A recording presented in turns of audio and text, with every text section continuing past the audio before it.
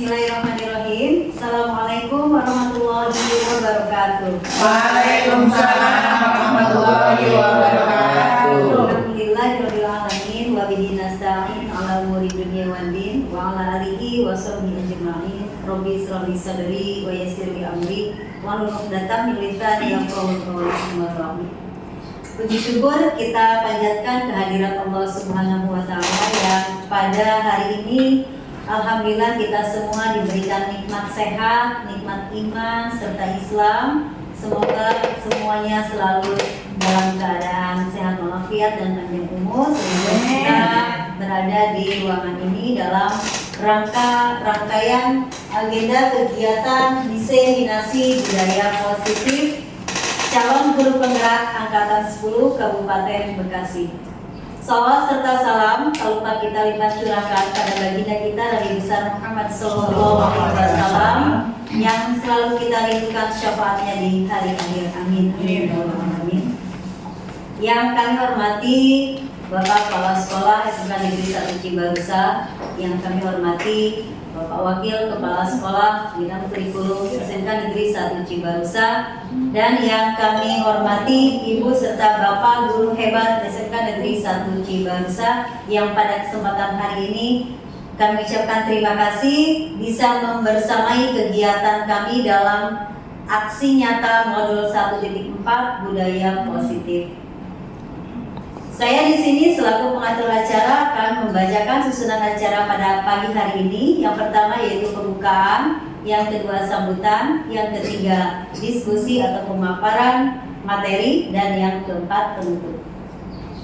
Agar acara atau kegiatan kita pada pagi hari ini Allah berikan keberkahan dan kelancaran, marilah sama-sama kita membuka dengan ucapan basmalah. Bismillahirrahmanirrahim. Selanjutnya yaitu sambutan yang akan disampaikan oleh Kepala Sekolah SMK Negeri 1 Cibarusah yang pada kesempatan pagi hari ini diwakilkan oleh Bapak Wakil Kepala Sekolah Bidang Kurikulum yang terhormat Bapak Haji Tami Susanto. Kami silakan.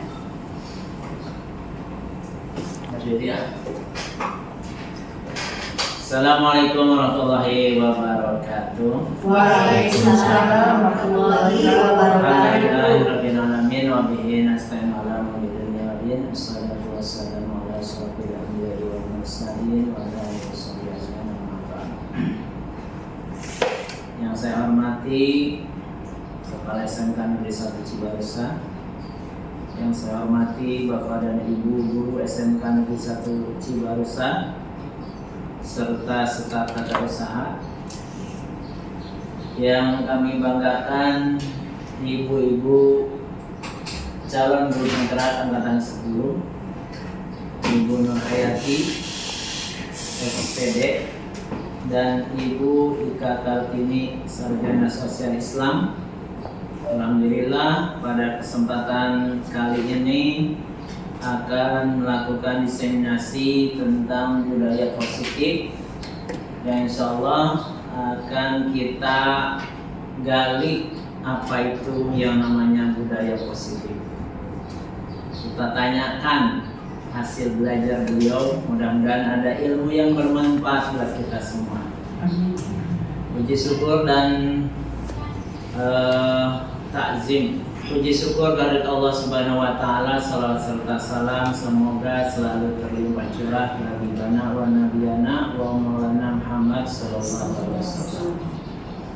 Izinkan saya mewakili kepala sekolah untuk membuka kegiatan diseminasi budaya positif yang akan disampaikan oleh calon guru penggerak, yang akan disampaikan oleh calon guru penggerak angkatan 10 Ibu Nur Hayati SPD. Semoga dari kegiatan kita kali ini kita mendapatkan ilmu yang bermanfaat, ilmu baru, memahami apa itu yang namanya budaya positif. Untuk Bapak dan Ibu yang hari ini sudah hadir, kami mengucapkan terima kasih. Semoga dari kegiatan kita kali ini, Bapak dan Ibu guru bisa lebih termotivasi lagi untuk meningkatkan disiplin positif atau budaya positif atau apapun yang akan disampaikan oleh narasumber kita. Mungkin ada ilmu pengetahuan baru, maka dari itu kami berharap Bapak dan Ibu bisa stay sampai selesai.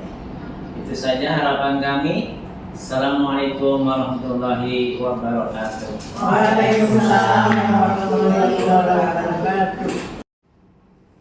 Bismillahirrahmanirrahim. Assalamualaikum warahmatullahi wabarakatuh. Waalaikumsalam warahmatullahi wabarakatuh. Saya ucapkan terima kasih kepada Ibu Bapak guru hebat yang sudah hadir pada kegiatan hari ini. Selamat datang Bapak dan Ibu guru hebat. Mari kita belajar bersama, saling berkolaborasi, saling mendukung demi terwujudnya disiplin positif di lingkungan SMK Negeri 1 Cibarusah.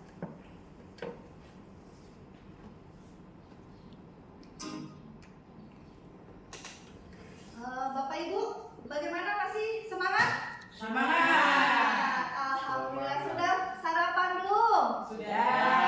Alhamdulillah. Baik, hari ini saya di sini akan menyampaikan yaitu diseminasi penyebaran pemahaman dan penerapan pengalaman budaya positif. Perkenalkan, nama saya Nur Hayati SPD, calon guru penggerak angkatan 10 dari SMK Negeri 1 Cibarusah, Kabupaten Bekasi. Coba di sini, dari kata ini apakah Bapak Ibu asing? Budaya positif. Apakah itu budaya positif? Mungkin pendapat dari Bapak Ibu ada yang bisa memberikan pendapat. Budaya positif adalah, silakan mungkin. Nilai-nilai Nilai-nilai yang diyakini dan diterapkan oleh sekelompok orang dalam jangka waktu tertentu sehingga menjadi suatu kebiasaan. Itu yang dimaksud dengan budaya positif. Iya, terima kasih Ibu Mas Tupa. Mungkin ada yang bisa menambahkan Ibu Bapak? Budaya positif adalah, Saya, Bu. Ya, Ibu Ika silakan. Budaya positif itu kan terdiri dari dua suku kata ya, budaya dan positif. Kalau budaya menurut saya itu adalah kebiasaan atau adat, sedangkan positif itu ya nilai-nilai baik. Jadi budaya positif itu kebiasaan yang baik yang biasa diterapkan dimanapun dia berada. Baik, terima kasih Ibu Ika. Baik, mari kita sama-sama lihat di sini. Jadi budaya positif adalah nilai-nilai, keyakinan dan kebiasaan di sekolah yang berpihak kepada murid. Tentunya ini sudah sesuai dengan kurikulum Merdeka, yaitu pendidikan yang berpihak kepada murid. Baik, kita lanjutkan. Nah, di sini konsep apa saja yang ada pada budaya positif? Yang pertama yaitu perubahan paradigma.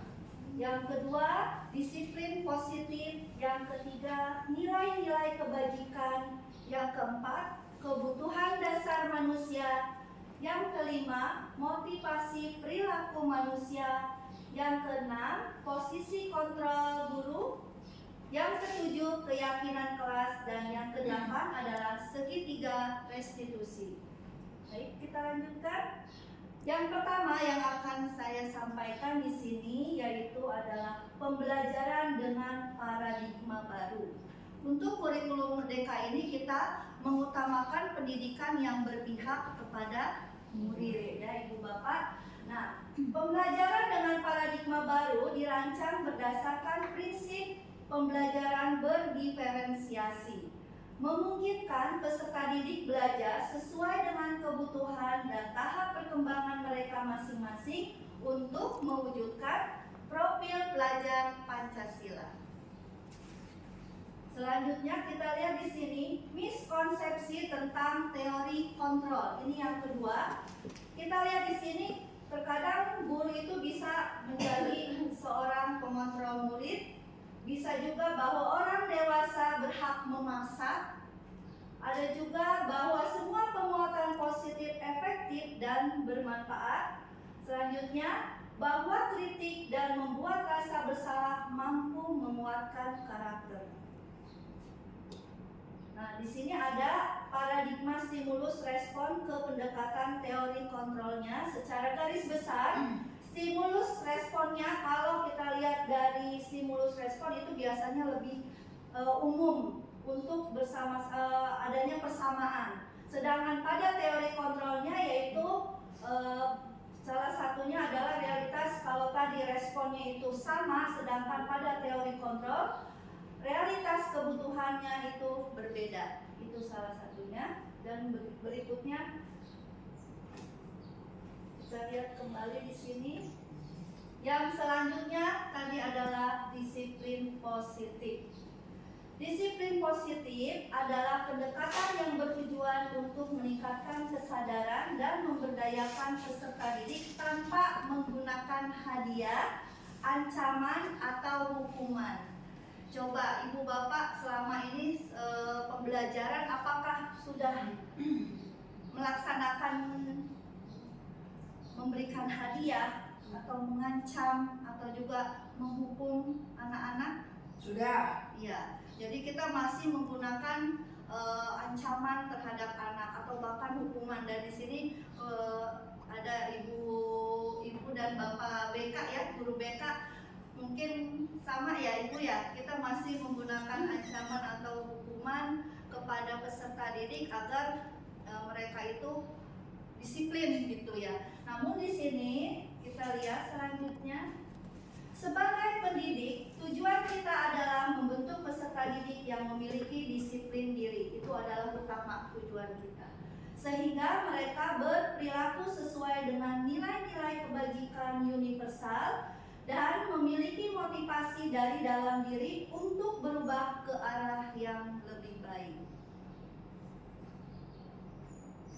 Nah, di sini kita lihat nilai-nilai kebajikan universal di sini yang sudah disepakati bersama itu semua lepas dari suku bangsa, agama, bahasa maupun latar belakangnya. Yang pertama yaitu profil pelajar Pancasila. Ibu Bapak mungkin sudah hafal ya kalau profil Pancasila, karakternya ini yang harus sudah ada dan ada lagunya. Mungkin ada yang bisa mau nyanyi? Nyanyi bareng Bu. Yuk boleh, kita supaya tidak tegang kita bernyanyi bersama. Oke. Coba ininya kita dulu di sini ya. Oke, siap. Biar tidak tegang, biar semangat hari ini. Oke, kita sama-sama ya Ibu Bapak. Bentar. Ingat lagu beca-beca, kita mengulas kembali masa-masa kanak-kanak kita. Yuk kita nyanyi bersama. Belajar Pancasila, beriman dan bertakwa pada Tuhan Yang Esa dan berakhlak mulia, berkebinekaan global, gotong royong mandiri, kreatif dengan kritis Pancasila, beriman dan bertakwa pada Tuhan Yang Esa dan berakhlak mulia, berkebinekaan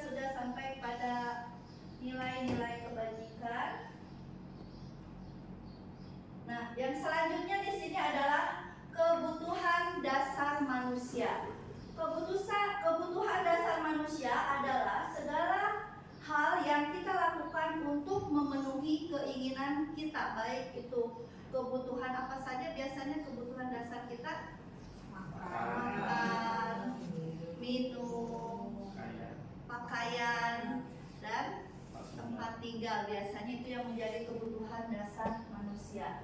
Setiap tindakan kita memiliki tujuan tertentu, dan semua upaya kita bertujuan agar kebutuhan dasar kita dapat terpenuhi dengan baik. Nah, di sini kita lihat 5 kebutuhan dasar manusia. Yang pertama adalah bertahan hidup. Manusia untuk bertahan hidup membutuhkan makanan, pakaian, tempat tinggal, keamanan, dan kesehatan. Yang kedua adalah kasih sayang dan rasa diterima, yaitu rasa diterima, dipedulikan, berbagi, kerjasama, menjadi bagian kelompok. Dan yang ketiga, penguasaan, yaitu harga diri, keinginan untuk dianggap, memimpin, berprestasi, diakui, dan didengar.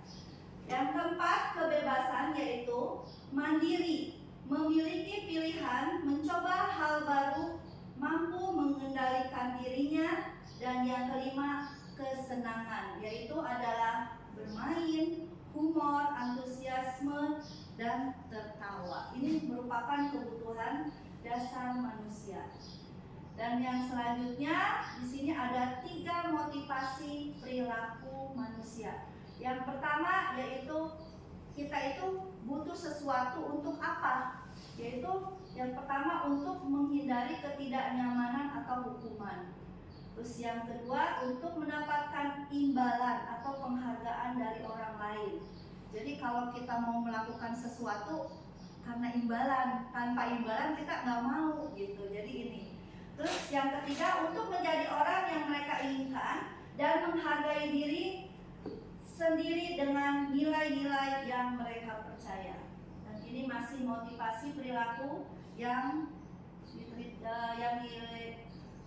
pada guru. Yang pertama hukuman. Biasanya guru itu masih memberikan hukuman kepada peserta didiknya. Jadi tidak terencana. Kalau kita memberikan hukuman, kadang kita melihat anak melakukan yang salah, tiba-tiba kita langsung menghukum mereka. Entah itu hukumannya mungkin teguran atau mungkin mereka suruh lari di lapangan dan sebagainya. Yang kedua di sini motivasinya yaitu konsekuensi. Terencana, disepakati sesuai peraturan.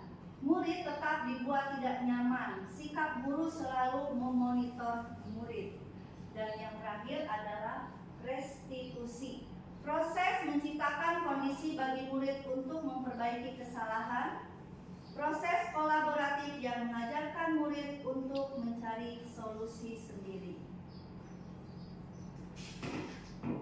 Nah, sekarang kita lihat Ibu Bapak di sini.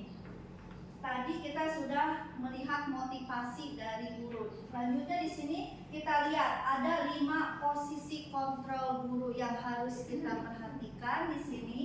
Yang pertama itu sebagai apa Ibu Bapak? Sebagai penghukum. Kita itu kadang menghukum anak tadi secara spontan. Terus yang kedua, pembuat merasa bersalah. Jadi kalau kita negur anak walaupun suaranya kita atau kalimatnya lembut gitu intonasinya, tapi tetap membuat anak merasa oh iya saya bersalah gitu. Nah itu. Terus ada juga kita ini sebagai guru bisa memposisikan sebagai teman. Dan yang keempatnya kita sebagai pemantau. Terus yang selanjutnya adalah sebagai manajer atau sebagai pimpinan. Jadi posisi kontrol guru ini ada 5. Jadi terkadang kita bisa menjadi seorang penghukum atau pembuat merasa bersalah, sebagai teman, pemantau, dan manajer. Nah, sekarang di sini saya ingin membuat bernostalgia. Tadi kita sudah nyanyi bersama tentang lagu BC kanak-kanak. Nah, sekarang masih ingat kurikulum soal yang menjodohkan. Ada penghukum, pembuat rasa bersalah, ada teman, pemantau. Di sini ada contoh penerapan 5 posisi kontrol guru pada kasus siswa tidak memakai atribut lengkap saat upacara bendera.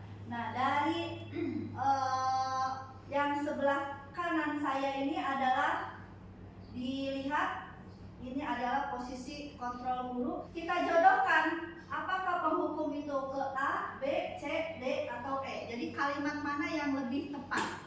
Silakan Ibu Bapak, mungkin ada yang mau mencoba.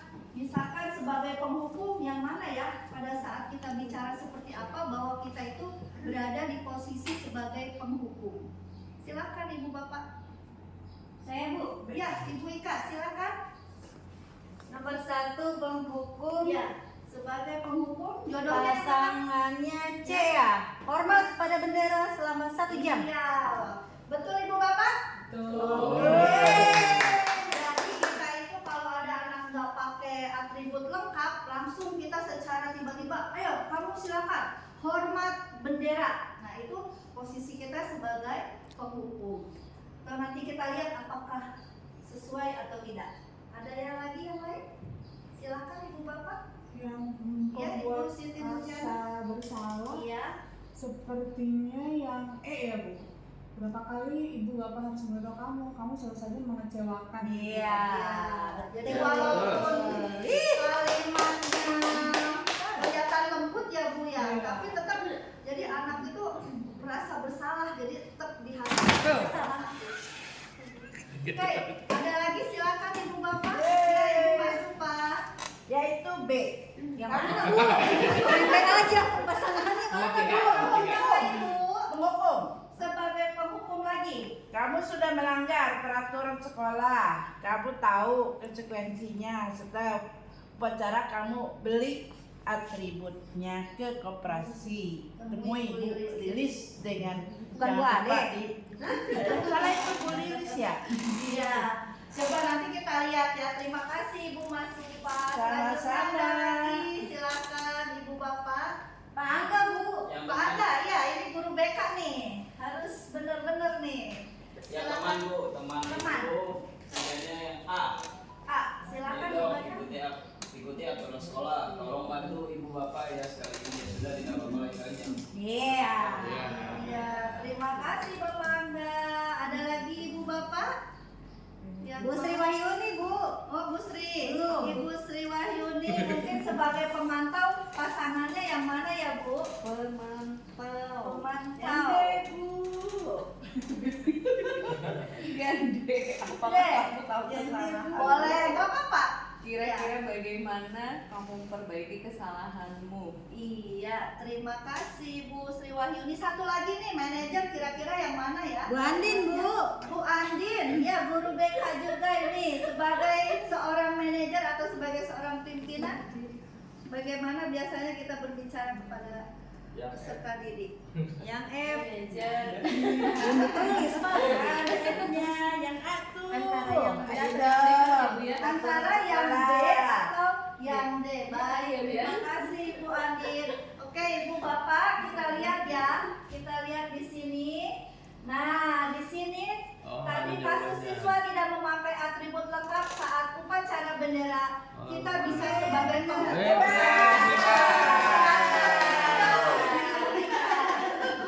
Jadi kalau kita sebagai penghukum biasa tadi spontan langsung. Hormat bendera kamu selama 1 jam itu sudah menghukum peserta didik ya Ibu Bapak. Selanjutnya pembuat rasa bersalah.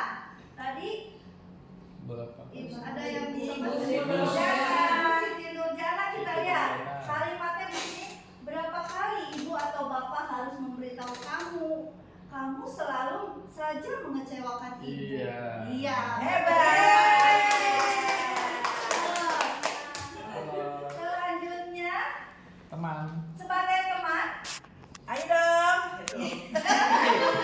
ibu Mas Supa silahkan dibaca dengan intonasinya sebagai teman kepada peserta didik. Ayo dong, ikut aturan sekolah. Tolong bantu ibu, bapak, ya kali ini. Ya sudah tidak apa-apa. Lain kali jangan sampai berbuat seperti ini lagi ya. Nah itu posisi guru sebagai keempat sebagai pemantau bisa dibantu ini dibacakan yaitu Bu Andin. Ibu Andin. Pemantau. Kamu sudah melalui pelatihan sekolah, kamu tahu konsekuensinya. Setelah upacara, kamu beri atributnya ke koperasi, temui Bu Lilis dan jangan diulangi lagi ya. Iya iya. Benar-benar input. Memberikan solusi kalau memang tidak lengkap, ayo kita beli nanti gitu. Jangan sampai Kalau bawa uang gimana, Bu? bawa uang. Ya mungkin bisa Besok nanti. lagi ya, Bu. Iya bisa besok lagi karena untuk minggu depan yang Apa dibayar penting lebih? sudah ada. Sudah Oke, rapi Ibu. saat upacara minggu Ngerti, depan. Ibu. Baik, terima kasih dan yang terakhir sebagai manajer. Apa ini? Apakah kamu tahu? Ibu, Pak saya- Dadang. Oh, Pak Pak Dadang. Dadang. Dari tadi. Makasih banyak. Sesuai, Bu. Iya. Calon pimpinan kita. Amin. Apakah kamu tahu kesalahanmu? Kira-kira bagaimana kamu memperbaiki kesalahan? Udah pertama dong. Terima kasih Pak Dadang. Kita apresiasi untuk kita Hebat. Bapak-bapak, Ibu guru hebat. Baik, kita lanjutkan. Nah, selanjutnya yaitu ada keyakinan kelas. Prinsip atau nilai-nilai dasar yang disepakati bersama oleh guru dan siswa untuk menciptakan lingkungan belajar yang positif. Jadi, kalau biasanya di sekolah itu kan ada peraturan, ada sanksinya. Nah, kalau di sini di kelas pun sekarang kita bisa membuat keyakinan kelas. Jadi sebelum kita memulai pelajaran, biasanya dilaksanakan kapan ini Ibu Bapak? Awal ya Ibu Bapak, atau mungkin kita menjadi wali kelas, kita sudah membuat keyakinan kelas. Kita sepakati bersama mau apa saja pada saat pembelajaran semua guru masuk ke kelas, jadi harus bagaimana. Dan nanti siswa pun merasa yakin bahwa harus dilaksanakan. Jadi bukan peraturan lagi. Gitu. Ya Ibu Bapak, kita lanjut. Nah di sini saya sudah mempraktekkan membuat pembentukan keyakinan kelas yang berdasarkan prinsip atau nilai-nilai dasar yang disepakati bersama oleh guru dan siswa untuk menciptakan lingkungan belajar yang positif. Jadi nanti pertama anak disuruh menulis dulu. Misalkan selama belajar tidak boleh main HP atau tidak boleh berisik, tidak boleh ngobrol, nanti dibuat. Nanti kita dari sekian anak itu sudah banyak memberikan masukannya untuk lalu kita sepakati bersama. Ada yang sama kita ambil, itulah yang nanti akan dijadikan keyakinan kelas kita. Jadi selama pembelajaran mereka insya Allah yakin akan menjalankan yang sudah disepakati bersama. Jadi Bapak, kita lanjut. Nah, selanjutnya yaitu ada segitiga restitusi, yaitu suatu proses dialog yang dijalankan oleh guru agar dapat menghasilkan murid yang mandiri dan bertanggung jawab. Di sini ada segitiga restitusi. Yang pertama yang harus kita jalani yaitu menstabilkan identitas. Kalau kita melihat anak melakukan pelanggaran, kita stabilkan dulu. Jadi jangan sampai anak langsung diomelin tadi seperti kita, ayo kamu baris di lapangan misalkan, atau lari di lapangan. Jadi tidak seperti itu. Kita menenangkan dulu anak, kita cari tahu. Terus tindakan yang salah kita harus cari tahu kenapa dia melakukan kesalahan. Terus menanyakan keyakinannya. Dan yang selanjutnya di sini, nah tadi menstabilkan. Jadi berbuat salah itu wajar. Jadi kita bisa kalau ada anak, kenapa kamu mencontek? Ibu maaf saya nggak belajar semalam. Gitu. Jadi ya nak berbuat salah itu wajar, itu manusiawi. Jadi kita bicara seperti itu. Salah beberapa contoh kalimatnya seperti ini. Terus yang kedua tadi validasi tindakan yang salah. Nah contoh kalimatnya, kamu pasti punya alasan mengapa melakukan hal itu. Jadi kita tanya dulu kenapa anak itu misalkan mencontek gitu. Kita tanyakan kembali. Dan yang ketiga menanyakan keyakinan. Apa keyakinan kelas kita? Pada awal tahun pelajaran kita sudah membuat keyakinan kelas. Lalu kita ingatkan kembali apakah yang sudah kamu lakukan melanggar keyakinan kelas yang kita buat. Nah, nanti anak juga merasa oh iya bahwa sudah melanggar. Jadi itu yang ketiga. Nah, Ibu Bapak di sini saya sudah membuat contoh penerapan segitiga restitusi. Bisa dibantu Ibu ulang kembali.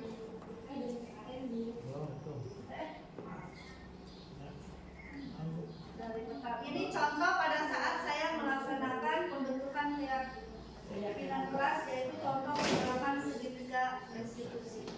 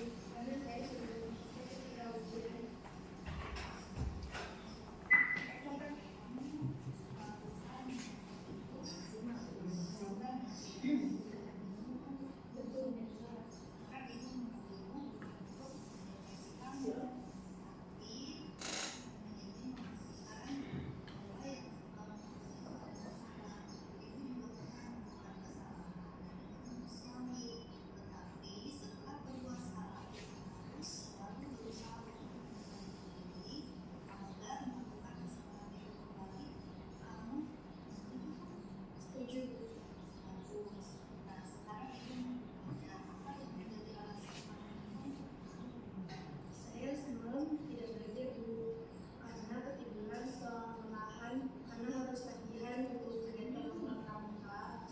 Jadi saya tidak bisa menjawab dan menyelesaikan soal lain matematika tadi dulu.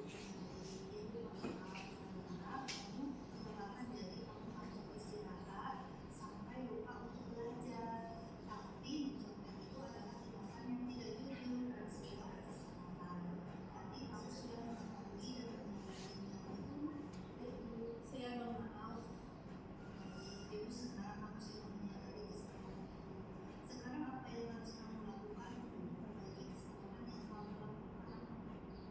Saya akan minta maaf kepada Bu Nani dan kepada Pak Ahmad tentang kejadian itu tadi Bu.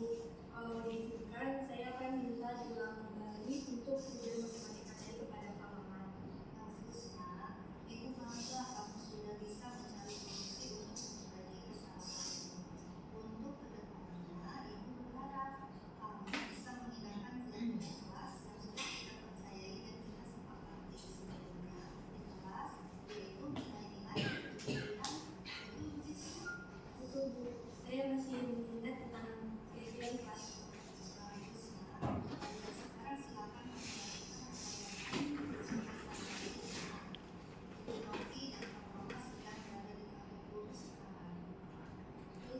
Saya akan langsung bertemu dan meminta maaf kepada Lutfi dan bicara jujur pada Pak Ahmad tentang kejadian itu. Saya sekali lagi meminta maaf dulu. Ibu terima permintaan maaf. Mudah-mudahan Allah menjadi pribadi yang jujur, amanah, dan selalu bertanggung jawab. Amin. Terima kasih banyak Bu. Saya izin pamit bertemu Bu Yofi dan Pak Ahmad Bu. Sekarang Bu. Silakan. Assalamualaikum Bu. Jadi ini adalah contoh penerapan segitiga restitusi yang sudah saya terapkan kepada salah satu siswa yang saat itu dia mencontek saat ujian sekolah. Lalu saya mendapatkan informasi dari guru yang mengawas pada ruangannya dan kita panggil anaknya. Jadi dengan tahapan-tahapan tadi, jadi anak pun di akhirnya merasa yakin bahwa memang dia berbuat salah dan akhirnya dia mau meminta maaf, memberi solusinya untuk meminta maaf kepada guru. Saat itu ulangan matematika, berarti dia meminta maaf kepada guru matematikanya. Itu saja Ibu Bapak, dan alhamdulillah pada hari ini kegiatan pemaparan dari budaya positif telah selesai. Masih semangat Ibu Bapak? Terima kasih sekali lagi, tepuk tangan untuk kita semua. Mohon maaf bila ada yang kurang berkenan. Wabillahi taufiq wal hidayah. Wassalamualaikum warahmatullahi wabarakatuh. Waalaikumsalam